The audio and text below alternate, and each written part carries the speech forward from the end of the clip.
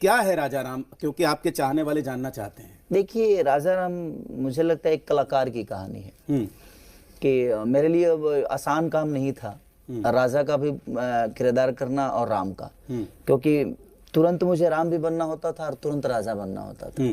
तो दोनों की बॉडी लैंग्वेज, दोनों की बोलने की शैली, दोनों का बॉडी स्ट्रक्चर कैसे खड़ा होना है, तो वो दोनों में बड़ा डिफरेंट था। एक बिल्कुल अपोजिट है और एक बिल्कुल कहीं ना कहीं एक आस्था है हमारे, मुझे लगता है पूरे हिंदुस्तान का आस्था। देखा जाए तो हमारे राम जी, मर्यादा पुरुषोत्तम श्री राम या कृष्ण या शिव, ये सब हमारे, समझिए कि हमारे जीवन के, जिन्होंने हमें बनाया, जिन्होंने हमें धरती पे भेजा, उनके किरदार में अगर आपको खड़ा किया जाए तो एक कलाकार के लिए मुझे लगता है इससे बड़ा रोल मेरे लिए नहीं हो सकता। और मेरे जीवन का मुझे लगता है कि सबसे श्रेष्ठ रोल मैंने की है राजा राम के रूप में। तो राजा अलग है, राम अलग है। तो एक